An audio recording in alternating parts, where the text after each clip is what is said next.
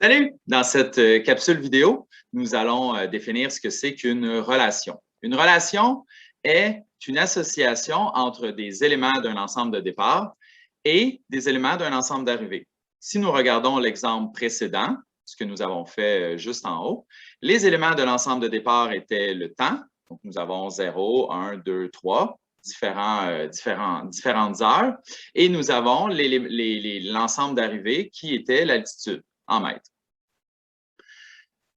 Une fonction est un type de relation dans lequel chacun des éléments de l'ensemble de départ est associé à, au maximum, un seul élément de l'ensemble d'arrivée. Si on regarde encore une fois l'exemple précédent, il faut que mon ensemble de départ, le temps écoulé, soit associé à un seul élément, une seule altitude possible. Donc, on voit qu'à 0 heure, on n'a pas deux altitudes possibles. À 1 heure, on a une altitude, à 2 heures, une altitude, à 3 heures. Donc, chaque élément de l'ensemble de départ est associé à un seul élément de l'ensemble d'arrivée.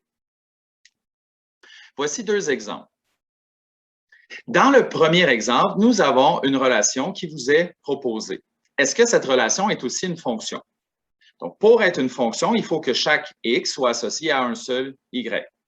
Puisqu'il n'y a pas de graduation, ici, on pourrait dire que chacune des cases a une valeur de 1. Prenons le point qui est ici. Le x serait égal à 4. Est-ce que pour cet élément de l'ensemble de départ, il y a un seul élément de l'ensemble d'arrivée? C'est ce que nous allons regarder.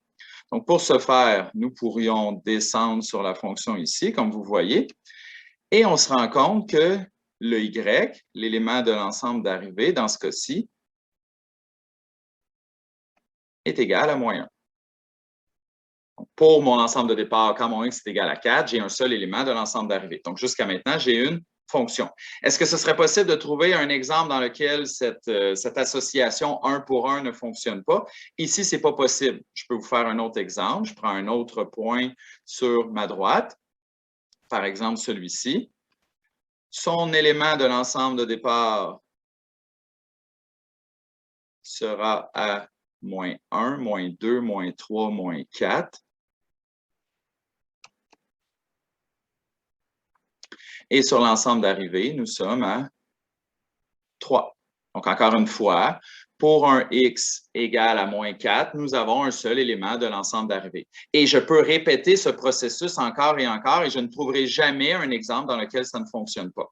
Chaque élément de l'ensemble de départ est associé à un seul élément de l'ensemble d'arrivée. C'est la définition d'une fonction. Dans le deuxième exemple, à votre droite, on fait la même chose, sauf que cette fois-ci, c'est présenté sous la forme d'une table de valeurs. On regarde différentes valeurs en x, qui sera mon ensemble de départ. Est-ce qu'il y a un seul élément de l'ensemble d'arrivée? On regarde. Quand le x est égal à 0, le y est égal à 3. Ça fonctionne.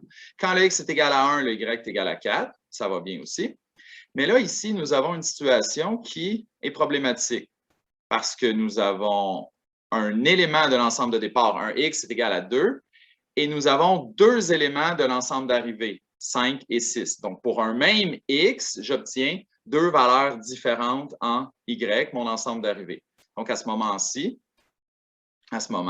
nous n'aurons pas une fonction, mais seulement une relation. Donc, merci pour votre écoute et bon travail.